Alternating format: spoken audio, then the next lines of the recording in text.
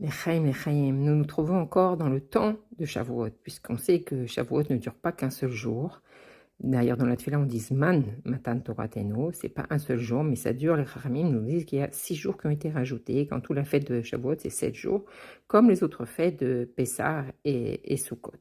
Pourquoi on rajoute 6 jours? C'était pour permettre aux Béné Israël d'apporter leurs corbanotes, puisqu'en une seule journée, on ne pouvait pas amener tous les corbanotes. Donc c'est pour ça aussi qu'on ne fait pas Tachanun jusqu'au 12 Sivan.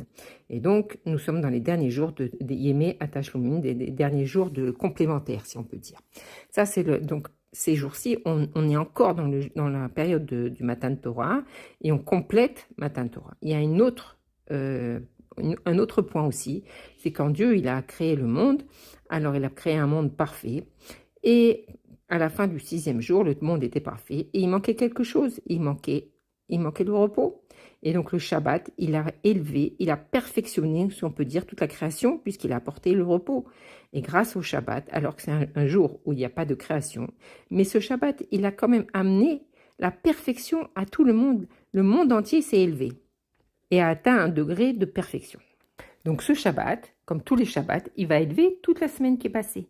Et comme cette semaine, donc lundi et mardi pour ceux qui habitent en dehors d'Israël, il y a eu Matan Torah. Donc ce Shabbat, il va élever toute la fête de Shavuot. C'est-à-dire on a l'élévation grâce au jour de Tashlumim de complémentaire, et on a parce que Shabbat, il complète et il élève toute la semaine.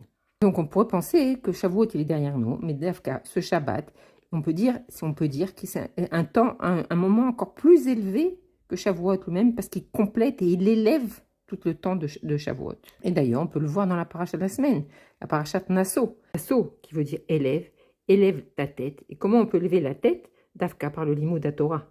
Donc par le limud Torah, on élève la tête, et par le fait qu'on élève la tête, alors le corps entier va s'élever. Et on pourrait se dire, ben déjà, on a élevé la tête, on a reçu le Matan Torah, on a eu la Torah. Mais ce Shabbat, alors on a encore une élévation encore plus grande et plus profonde. Il y a un autre point qu'on doit prendre en considération, c'est que selon le Minhag Chabad, on lit les Pirkei Avot de Pessah à Shavuot et on reprend les Pirkei Avot depuis Shavuot jusqu'à Rosh Hashanah. Et là, on va faire 3 cycles de lecture. Et donc ce Shabbat, on recommence un cycle de lecture du Pirkei Avot et on va lire le premier Pérek. Et donc on va lire Moshe Kibel Torah Misinaï, mais pourtant on a déjà reçu la Torah. Alors qu'est-ce que vient nous rajouter cette Mishnah? Et donc ça rejoint l'idée qu'on a dit que ce Shabbat, il y a un degré plus élevé par rapport à Shavuot, de Shlemo, de perfection, par rapport, comme on l'a dit, au Yémé Tashlumin, et par rapport à Shabbat qui complète et qui élève toute la semaine. Et là, on va rappeler un fait extraordinaire. Il y a 34 ans, Shabbat, c'était le Yud Bet Sivan, c'est-à-dire le dernier jour des Yémé Tashlumin. Et il y a le minhag chez le rabbi que après la tefila, il y a 1 heure d'afsaka, de pause, et après le rabbi vient faire une hitvadout qui commence vers 1h30 jusqu'à 3h30, 4h. Et bien souvent, les personnes restent depuis la tefila et gardent leur place jusqu'à la hitvadout, et après à 4h, ils rentrent chez eux. Et donc ce Shabbat Nassau, ça s'est passé comme ça. Après la tefila, il y a 1 heure de pause, après à 1h30, le rabbi a fait hitvadout, ensuite ils ont prié mincha, ensuite ils ont dit Pirkei Avot, et après ils sont rentrés chez eux. Et les jeunes, ils vont dans les synagogues aussi, pour, comme le rabbi demande de Keïla, de réunir dans les communautés. Et donc le 770 s'est vidé. Quelque chose de très surprenant s'est passé. Quelques instants avant la Shkia, le rabbi descend dans le 770 avec une serviette sur l'épaule et un kéli rempli d'eau. Et là, à ce moment-là, se trouvait même pas une dizaine de jeunes élèves, et il n'y avait personne. Et donc tout le monde comprend que le rabbi veut se laver les mains pour manger du pain. On sait que quand c'est les fêtes, Pessah, Shavuot et Sukkot, Rosh Hashanah aussi, le rabbi a l'habitude à la fin de Yom Tov de se laver les mains et de faire une Seuda pour justement introduire les jours le moment de Gdusha dans le moment de Chol. Et ensuite, le rabbi fait Birkat Hamazon sur un verre de vin, et après de ce verre de vin, il fait l'Havdalah et rend quitte toutes les personnes qui sont là, et c'est un moment très très émouvant. Et ensuite, de ce même verre, il va distribuer à chacun. Chacun passe avec un verre vide et le rabbi verse un petit peu, bien entendu, au fur et à mesure on re-remplit le verre. Et le rabbi donne un petit peu de vin, donc c'est la bracha qui distribue à tous les présents. Et cette distribution dure très très tard dans la nuit parce que le rabbi vraiment verse à chacun, même aux enfants, il verse ce koshel bracha, son verre de bracha. Et donc ce Shabbat Nassau, c'était la grande surprise parce que le rabbi avait fait déjà tout ce processus à la fin de Shavuot. Et là, donc le Shabbat qui a suivi Shavuot, c'était très surprenant. Personne ne s'attendait à ce que le rabbi veuille faire une hitvadout. Donc il fallait trouver des chalotes et c'était très très compliqué.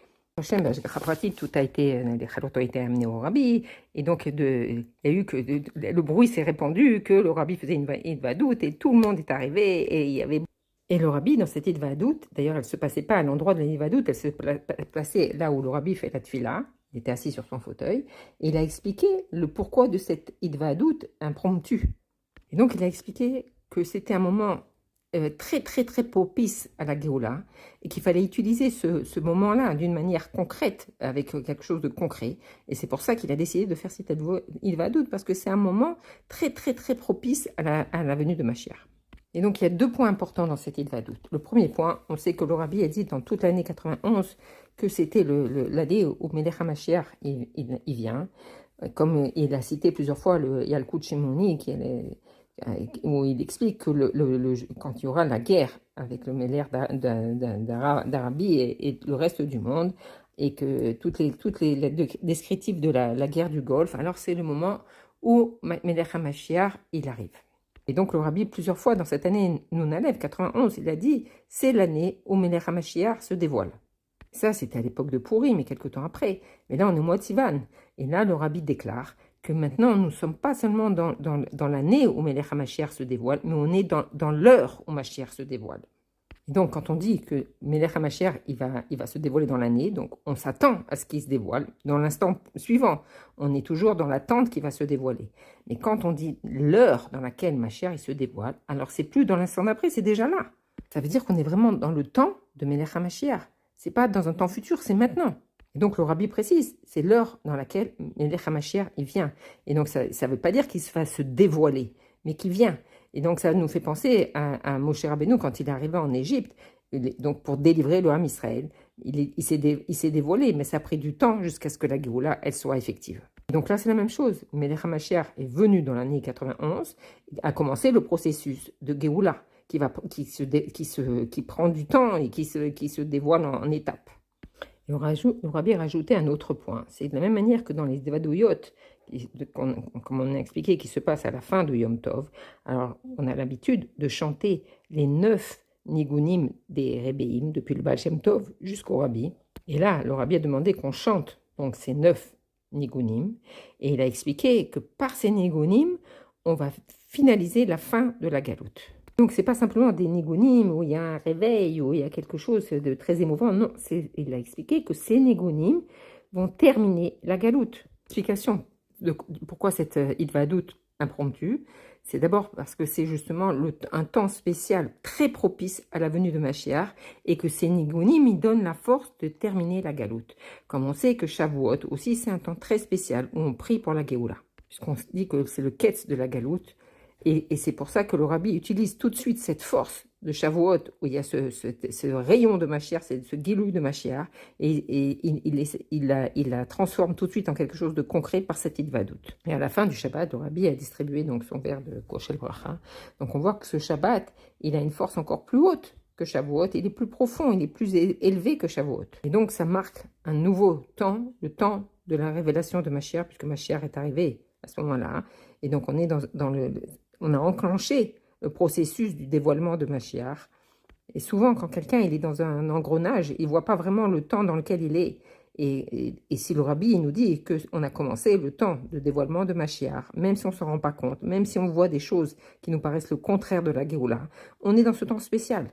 Donc, on se trouve dans ce temps très, très spécial, le temps où toutes les générations ont attendu ce moment-là.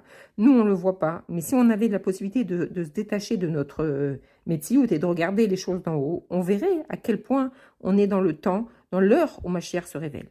Et donc, dans ce Shabbat, il y a un sujet nouveau qu'on n'a pas eu dans Shavuot, et c'est ce qu'on va voir maintenant. Et peut-être qu'on peut même dire que parmi tous les sirotes extraordinaires du Dvar Malchut, là se cache un sujet très, très profond que le rabbi nous révèle. La Torah vient nous raconter toute l'histoire de Matan Torah. Alors c'est écrit Chodesh HaShlishi, c'est-à-dire le 3e mois, ils sont sortis d'Égypte et ils sont arrivés ce jour-là, Bayom Azé. Donc ce 3e jour, ils sont arrivés au Har Sinaï. Et donc la question qui se pose, c'est pourquoi on ne dit pas Yom Ha'ou, ce jour-là, parce que c'est quelque chose du passé. Pourquoi on dit Ayom Hazé? Quand on dit Ayom Hazé, c'est ce jour-là qui est présent devant nos yeux, c'est maintenant. Il donne une explication qui est surprenante, puisqu'on sait que Rashi, il explique le sens simple que même un enfant de 5 ans, il peut comprendre. Et il explique, quand on dit Ayom Hazé, c'est parce que ce jour-là, aujourd'hui même, Akadosh Baruch Hu, il nous donne la Torah. C'est pas il nous a donné la Torah, mais c'est maintenant. Chaque jour, on doit ressentir comme on est au pied du Har Sinaï, avec les voix, le son du chauffard. Chaque jour, ça doit être on doit ressentir la nouveauté de ce qu'on a aujourd'hui. Donc on peut se poser la question, comment je peux étudier la Torah d'une manière nouvelle, alors que cette Torah, elle nous a été donnée depuis des milliers d'années? Quand je sors un livre de l'armoire, alors c'est le même livre qu'il y avait hier, les lettres elles sont les mêmes, elles ne se changent pas tous les jours. Donc comment ressentir que ça a été donné aujourd'hui, alors que c'est écrit depuis Moshe Rabbeinu? C'est les mêmes livres, même si c'est des livres nouveaux, c'est les mêmes paroles, c'est les mêmes choses. Comment ressentir ce nouveau, cette nouveauté, ce renouveau? Ça paraît complètement illogique. Mais puisque la Torah est émet, et que la Torah nous dit qu'aujourd'hui j'ai reçu la Torah, c'est ça le émet, même si hier aussi on a reçu la Torah. Mais si la Torah elle nous informe que chaque jour on reçoit la Torah, alors on doit comprendre qu'en chaque jour, on doit étudier la Torah d'une manière nouvelle, avec ressentir cette nouveauté qu'il y a dans la Torah. Pour essayer de comprendre, Laura va donner un exemple. Sinon, un papa qui se lève le matin et comme beaucoup de personnes, il veut avoir les nouvelles. Il est impatient de savoir ce qu'il y a de nouveau dans le monde. Quel chadashot, les nouveautés du monde. Alors, il ouvre son journal et il lit très profondément, avec beaucoup d'intérêt, son journal. Il a un petit enfant qui a peut-être 3-4 ans, qui ne sait pas lire, mais il sait reconnaître les lettres. Il sait déchiffrer Aleph Bet. Alors, il voit que son papa il s'est tellement ému, enthousiasmé de lire les nouvelles. Alors lui aussi, il essaye de prendre le journal et il essaie de déchiffrer. Aleph, Bet, il regarde les lettres, il reconnaît les lettres. Le lendemain, la même scène. Et l'enfant, il prend le journal et il essaye de déchiffrer. Qu'est-ce que son père a trouvé de si extraordinaire dans ce journal? Quelque chose de nouveau, les nouveautés. Et là, il est très déçu parce que c'est les mêmes lettres. Il voit les mêmes Aleph, les mêmes Bet, peut-être pas dans le même ordre, mais c'est les mêmes lettres. Et donc l'enfant, il va dire, mais où sont les nouvelles? C'est les mêmes choses qu'hier. Ce qu'on pourrait expliquer à l'enfant, c'est que c'est vrai que c'est les mêmes lettres, mais le programme, l'utilisation des lettres, elle est d'une autre manière, et donc c'est pas la même chose. Donc on pourrait expliquer à l'enfant, c'est pas parce que lui, il n'arrive pas à déchiffrer que c'est vrai qu'il n'y a pas de nouvelles. Non, on doit lui expliquer qu'il n'a pas encore la dimension pour arriver à capter les nouveautés qu'il y a avec ces mêmes lettres. On prend cet exemple. Alors, dans la Torah, il y a les mots qui sont écrits dans la Torah, mais il y a aussi le sens profond, le sujet de la Torah, comme par les mitzvot, les explications, les choses profondes, le sens caché des mots. Maintenant, celui qui va lire la Torah, il va lire les halachot, il va lire les idées, il va juste lire. Alors c'est vrai que c'est la même chose qu'il a étudié l'année dernière, ou ce qu'il a écrit dans les livres depuis longtemps. Et là, en fait, il est vraiment exactement comme l'enfant, qui déchiffre juste la lèvre bête. Il voit que c'est la même chose. S'il étudie la Torah d'une manière beaucoup plus profonde, Torah or, et qu'il sait que c'est la Torah, chaque mot il est donné par Akadosh Baruch Hu, qui est Ensof, et il comprend que chaque lettre, c'est juste une petite révélation, mais que derrière cette lettre, il y a tout c'est Ensof. En plus, comme c'est expliqué, quand Dieu nous a donné la Torah, il nous donne la Torah, il ne le donne pas avec sa main, il se donne entièrement dans la Torah.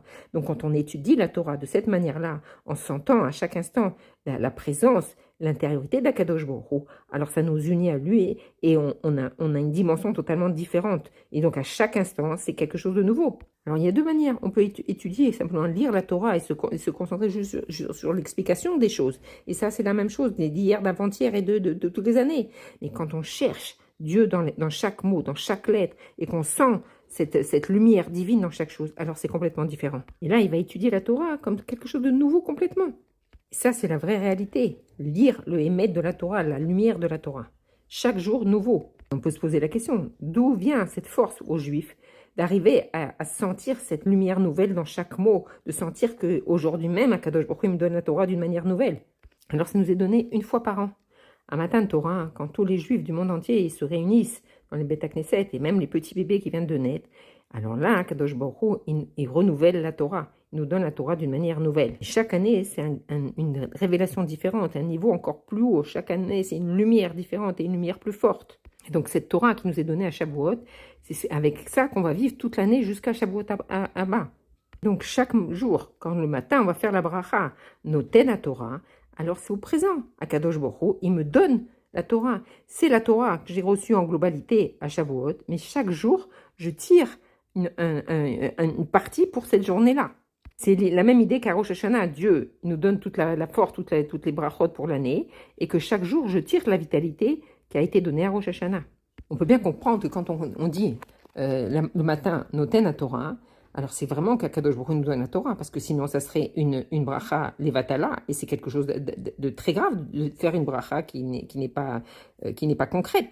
Donc c'est sûr qu'Akadosh Baruch Hu nous donne la Torah chaque matin. Et donc chaque matin, quand on va faire cette bracha, on reçoit aussi la force d'étudier la Torah, pas seulement les lettres, pas seulement le sens simple, pas seulement ce qui nous est, mais le sens profond de chaque chose, de sentir la vitalité, l'énergie divine qui se cache dans chaque chose et qu'on puisse l'intégrer et vivre ce moment-là comme vraiment une nouveauté. Alors maintenant, on va essayer de comprendre qu'est-ce que ça veut dire le mot Chadash. Le sens. Il y a le premier sens qu'on utilise et qui est superficiel, et il y a le sens qui est beaucoup plus profond et qui est essentiel. C'est quoi quelque chose de nouveau? C'est quelque chose qu'on n'a pas l'habitude de voir ou de faire. C'est une situation qui arrive comme ça, qui n'a pas eu avant et qui arrive maintenant. C'est quelque chose de nouveau. Mais combien de temps elle va rester nouvelle, cette situation? Dès qu'elle se passe, c'est déjà plus nouveau. Dieu a créé l'être humain limité. On est limité dans notre corps, limité dans notre cerveau. On est des gens limités. On est tellement intéressé à entendre des nouvelles, à lire le journal, à entendre des nouveautés. Parce que justement, on a une attirance, on a un espoir, une attirance de sortir de nos limites, de sortir de notre petite boîte, si on peut dire. C'est la grande différence avec le monde animal. L'animal, il a la tête qui regarde vers le bas, il ne voit jamais le ciel. Tandis que l'homme, il voit le ciel. Et donc, il a toujours cette tendance, cette envie de se dépasser et de rejoindre l'éternité. Et donc, les nouvelles, les chadashot, c'est quelque chose qui vont nous faire sortir de nos limites. C'est quelque chose qui dure qu'un temps, mais c'est quelque chose qui nous fait, nous élève, qui nous fait brancher vers une autre dimension, si on peut dire, bien que ça dure qu'un seul temps. Et donc, qu'est-ce qui peut nous faire atteindre puisqu'on a dit que ces nouvelles, elles durent qu'un temps, elles deviennent tout de suite périmées. Mais qu'est-ce qui peut nous faire toucher ce monde nouveau et qui reste dans cette nouveauté tout le temps? C'est que quand on est branché avec Akadosh Baruch Hu, le Ein Sof. Et ça, c'est la Torah. Akadosh Baruch Hu nous a donné l'occasion, justement, d'étudier la Torah. Et quand on va étudier la Torah qui est Ein Sof, qui est le Ratzon d'Akadosh Baruch Hu. Et donc, par l'étude de la Torah, le juif, il a la possibilité de sortir de sa boîte, de ses limites, et pour se brancher vers l'éternité. Et là, tu vas avoir la possibilité sans arrêt, de te connecter avec quelque chose de nouveau, à un niveau de plus en plus nouveau et supérieur. Et donc, ce moment présent, il périme pas. Il est toujours actuel et toujours nouveau. On ne peut jamais dire que j'ai étudié la Torah et c'est fini, le temps il est fini. Non, quand vraiment j'étudie profondément la Torah, avec le sentiment de m'attacher avec un Sof Baruch Hu, alors ce présent il dure. Et ça, c'est Matan Torah. Matan, c'est le cadeau. Kadosh Baruch Hu nous donne la possibilité de nous brancher avec l'au-delà. Mais comme on est quand même des personnes limitées, avec des limites, alors c'est pour ça que chaque année, il y a Chag HaShavuot, où c'est vraiment un nouveau Matan Torah, et que Akadosh Baruch Hu, il nous donne cette possibilité de hitratshu, de renouveau, de se rebrancher, il nous donne la force à chacun de pouvoir nous élever et de ressentir ce renouveau à chaque fois qu'on étudie la Torah. Et en fait, quand quelqu'un il étudie quelque chose de nouveau, c'est pas ça, il a un délice, il a un oneg, quelque chose de supérieur qu'il n'a même pas besoin, c'est difficile d'expliquer. Il sent vraiment un enthousiasme et vraiment du plaisir, qui n'est même pas lié avec la compréhension de la chose, mais simplement que quelque chose, il est nouveau. Et comme c'est écrit, en yoter mais oneg, c'est le top de top qu'on peut arriver. Donc c'est pour ça que c'est important d'étudier la Torah d'une manière nouvelle, et ça va nous procurer un oneg. Mais il y a encore plus haut. C'est Dafka ce qui va se passer ce Shabbat. Comme on voit, ce Shabbat, c'est Nassau, élève ta tête. Et aussi, on dit Torah Tivalanu Moshe. Donc, on voit qu'on a quelque chose de nouveau. Et c'est quoi cette nouveauté? Et là, il y a une finesse très, très grande. Comme le rabbi, il souhaite à Shavuot, il nous dit, c'est la fête du don de la Torah. Pourtant, le rabbi nous souhaite Kabbalat Torah. Parce que Dieu, il nous donne la Torah. Mais le point le plus essentiel, c'est de la recevoir et de travailler avec. Et donc, ce Shabbat, c'est la possibilité pour chacun de nous et la force qui nous est donnée pour révéler le chidouche de la Torah. Il y a une différence entre Hitratshut et chidouche. C'est un peu difficile à traduire, qui a le renouveau et la nouveauté. C'est quoi le renouveau? En fait, c'est de rebrancher ce qu'on est en train d'étudier avec sa source. ramener chaque chose à sa source. Et quand on va étudier la Torah de cette manière-là, en donnant une nouvelle énergie, en essayant de se connecter avec Akadosh Baruch Hu, avec chaque mot, chaque idée, chaque chose qu'on va étudier, alors ça va raviver la flamme, ça va raviver les paroles de la Torah comme si elles sont toutes chaudes, comme si on vient de les recevoir. Donc, quand on va aborder cette étude-là, qu'on va ouvrir un livre, alors on va sentir ce renouveau, cette nouvelle lumière. C'est le vrai Ta'anoug, même si c'est les mêmes lettres, les mêmes choses qu'on avait décrites dans le livre, mais là, on va ressentir un renouveau au niveau du sentiment. Il y a quelque chose de plus qui s'appelle Chidush Torah. C'est un sechel nouveau, c'est une compréhension nouvelle. On peut se dire, où c'était caché depuis tout ce temps-là? Pour expliquer ça, on doit comprendre qu'on sait qu'il y a la galoute et la Géoula, mais en vérité, le début de la galoute, il se trouve dans la Torah. Dieu nous a donné la Torah et donc il nous a révélé ce qu'il y avait dans la Torah. Mais il y a toute une partie qui n'a jamais été révélée. Il y a beaucoup qui ont été révélés par les Rachamim, mais il y a encore une partie qui a toujours été cachée, qu'on n'a pas la possibilité de révéler. Et donc tout est compris dans la Torah. C'est pour ça que le Rabbi Rachab nous explique qu'il n'y aura pas un nouveau Matan Torah. Torah Chadasham Ekitetse, ça sera une révélation de ce qu'on a déjà reçu. Il y a beaucoup de sujets de Torah qui sont très très profonds, qui sont comme captifs, ils sont emprisonnés par les forces du mal. On sait qu'Akadosh Baruch Hu, que Dieu préserve, il a donné des pouvoirs aux forces du mal. Et pour libérer ces captifs, eh ben, c'est comme quand quelqu'un va étudier la Torah d'une manière très très forte et très profondément, avec enthousiasme et vraiment très très concentré sur ce qu'il fait, et on voit que tout d'un coup, il y a une idée qui va lui venir. Et là, il aura libéré cette pensée de Torah. Ça, c'est un chidouche Torah, et tout le monde va se poser la question, mais d'où vient cette idée-là? On a libéré une idée de la Torah. Et ça, c'est une possibilité au Ham Israël de libérer cette Torah.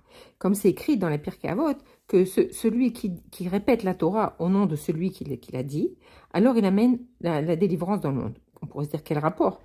Quel rapport entre répéter quelque chose au nom de quelqu'un et la délivrance? Et quand on va dire, je répète cet enseignement au nom de la personne qui a fait ce chidouche, en vérité, cette personne qui a fait ce chidouche, il s'est tellement cassé la tête, il a tellement essayé de comprendre et de s'approfondir dans la Torah. Son action, elle a libéré l'otage. L'otage, c'est quoi? C'est cette partie de la Torah qui était captive par les forces du mal. Il y avait une idée qui était emprisonnée dans la Gola, et lui, il a réussi à la faire sortir, à la libérer de la Gola. Et ensuite, tout le monde peut étudier cette idée-là. C'est une vraie Goula, c'est une Géoula de Torah, mais c'est vraiment une Géoula. Mais il y a une différence entre les idées de Torah qui sont cachées et des idées de Torah qui sont encore plus et qu'on ne peut pas voir. Et pour ça, il a donné un exemple. Par exemple, si on prend un morceau de charbon, on sait que dans ce morceau de charbon, on peut avoir du feu. Alors, on va s'entêter et on va, à force d'allumer, on va arriver à l'allumer et qui va prendre feu. Mais il y a encore une autre dimension, c'est la pierre à feu.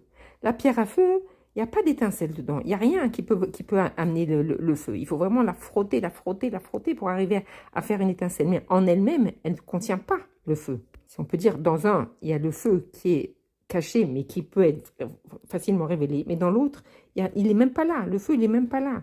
C'est une possibilité peut-être, mais il n'est pas là.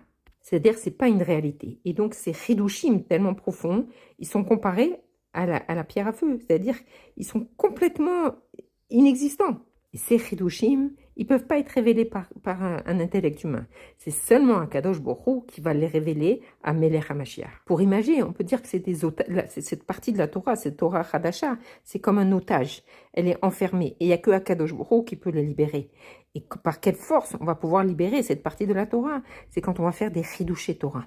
Comme le demande l'Admorazaken, que chacun de nous, hommes, femmes et enfants, il a la possibilité de faire des chidushé Torah. Comme on l'a dit, le chidouche, c'est pas juste donner une nouvelle lumière aux paroles de Torah, c'est vraiment sortir de l'obscurité, une lumière qui était complètement obscure et la mettre à jour. Et c'est ça une Géoula. Cette force de faire des chidouchés Torah, on ne l'apprend pas de Shavuot, mais d'Afka de ce Shabbat-là. Et c'est pour ça qu'on lit Nasso et Rosh et qu'on recommence les Pirkei Avot, Torah Tziva Lanu Moshe. Comme le Rabbi nous dit que comme quand on fait un chidouche Torah, un Kadosh Baruch Hu, il répète après nous. Donc quand un enfant juif, il dit « We want Mashiach Nao », ça aussi c'est un chidouche Torah. Et donc toute cette force qui nous est donnée de sortir de l'obscurité, de sortir les otages, concrètement, c'est que Akadosh Baruch Hu qui peut le faire que Bezrat Hashem, par la force de ce Shabbat-là, et même avant qu'on rentre dans le Shabbat, Akadosh Baruch Hu, lui seul, il peut tous les libérer d'une manière surnaturelle et qui rendent tous à la maison en bonne santé. Et il y a encore beaucoup de choses qui sont prises en étage par les forces du mal et que tout va être libéré, Bezrat Hashem. Tout ça, grâce à justement cette force qui a été donnée par le Rabbi à 34 ans, cette Hitvadut impromptue, c'est un moment spécial et très très fort, comme on a dit, un moment très propice pour faire venir Mashiach. Donc, Bezrat Hashem, on arrive à recevoir ces forces et surtout, comme il nous a donné la clé saudite, secrète, c'est de jouer les 9 nigunim des Rebbeim. Et tous les noms, Baal Shem Tov, le Maggid de Mezrich, le Admor HaZaken, etc., jusqu'au Rabbi Melech HaMashiach, et que ça se passe immédiatement, qu'on se trouve tous au Beth Amikdash, Yechi Adonai, Nomorenu Verabenu, Melech HaMashiach, l'Olam Vaed.